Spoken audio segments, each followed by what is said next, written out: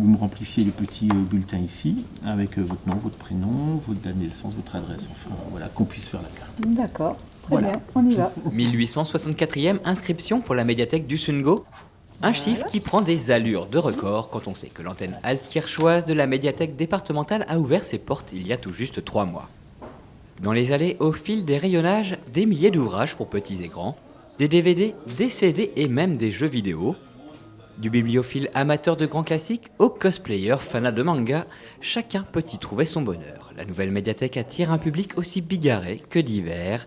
Et pour les élus départementaux qui ont soutenu ce projet, c'est sa principale raison d'être. C'est un lieu de rencontre. Moi, je vois ça un peu comme finalement une fonction que remplissaient à l'époque nos cafés dans les villages, où les personnes se retrouvent, quel que soit on va dire leur niveau social ou leur niveau culturel, où voilà, des gens se croisent, se rencontrent, se parlent.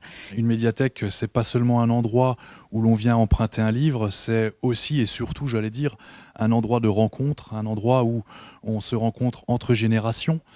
Un endroit également où on peut échanger, quelle que soit sa catégorie sociale, quelle que soit sa catégorie socio-professionnelle. Et donc c'est très très important qu'il y ait ce lieu où l'on peut échanger, refaire le monde, se cultiver. Et le fait qu'il y ait en moins de 3 mois d'ouverture de cette médiathèque départementale d'Altkirch quelques 1800 abonnés montre qu'il y avait une forte attente de la population du sud Alsace. J'avais noté la référence sur Internet. Nouveau lieu, nouvelle équipe. De l'autre côté du comptoir, c'est aussi l'éclectisme qui règne.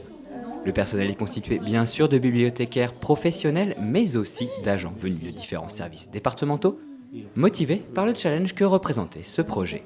Si l'ouverture ne s'est pas faite sans quelques bugs, les agents sont fiers du travail accompli. On ne peut qu'être ravis de ces 3 premiers mois.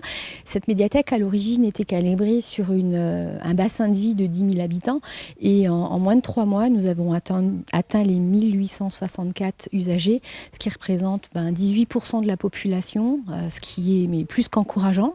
On a un retour très positif de cette médiathèque. Les habitants sont aussi très contents des collections qu'on leur propose et nous réclament d'ores et déjà des animations que nous allons commencer à mettre en œuvre dans les jours, dans les semaines qui viennent. Petite sœur de la médiathèque départementale de Colmar, depuis juin, l'antenne d'Altkirch a pris le relais pour le sud du département. Sa mission première, assurer à tous, sur l'ensemble du territoire, un meilleur accès aux livres et plus généralement à la culture. Pour le département, principal financeur de la structure, elle était indispensable pour faire face à l'éloignement de cette partie du territoire. Alors en fait, en 2003, les élus avaient identifié quand même un grand besoin de lieux de lecture publique dans le territoire. On avait, c'est vrai, une déficience de ce côté-là. Mais le diagnostic avait été fait à l'époque par le département que le Sungo était mal desservi. Et donc il avait été décidé assez rapidement de créer une médiathèque départementale bis dans le sud du département. Et donc en 2003, l'idée a germé pour finalement se concrétiser, on va dire, par le biais d'une convention en 2015. Merci beaucoup. Merci, au revoir. Bonjour Nicole. Nous sommes à la bibliothèque municipale de Wittersdorf, à quelques kilomètres d'Altkirch. Madame Eckel vient rencontrer sa collègue. Une visite qui n'est pas que de pure courtoisie. La petite structure municipale fait partie du réseau de la médiathèque du Sungo. On parle prêt d'ouvrage, partenariat événementiel et formation. C'est une des missions effectivement du conseil départemental qui doit venir en soutien à l'action des autres collectivités, notamment des communes. La bibliothèque ou la médiathèque départementale du Sungo irrigue déjà depuis son ouverture quelques 18 bibliothèques publiques dans le Sungo. Nous sommes ouverts au public, ça c'est, je dirais, la face visible de l'iceberg. Parallèlement, nous avons des missions départementales. À ce titre, nous venons en soutien des bibliothèques de notre réseau par le prêt, par exemple, de collections, de documents, les prêts de supports d'animation, des expositions, des kamishibai, des liseuses, ce genre de choses. Et nous complétons notre offre par une programmation d'animation et de formation. J'espère aussi que le fait d'avoir un partenariat facilité par le biais de cette médiathèque va peut-être favoriser la création de petites bibliothèques dans les territoires plus nombreuses. 9h du matin, alors que les portes de la médiathèque sont encore closes, Marilena et Saïd s'apprêtent à partir avec le bibliobus. 6 arrêts au programme de la journée dans les petites communes à proximité de la frontière suisse. Pionnier dans le développement des bibliobus, le département du Haut-Rhin est un des derniers à maintenir ce service indispensable pour les communes rurales sans bibliothèque. Alors un bibliobus ou plutôt un médiabus, c'est en quelque sorte une médiathèque itinérante qui va à la rencontre des Haut-Rhinois en sillonnant les routes départementales et qui va dans les villages les plus éloignés des bibliothèques pour permettre aux gens d'avoir accès à la lecture. Et une fois par mois, ça va de 3/4 d'heure à parfois une journée, les habitants de ces villages et environ sont invités à se rendre au bibliobus et c'est le lieu de rendez-vous de tous les amateurs de lecture, de musique, de vidéo, voilà.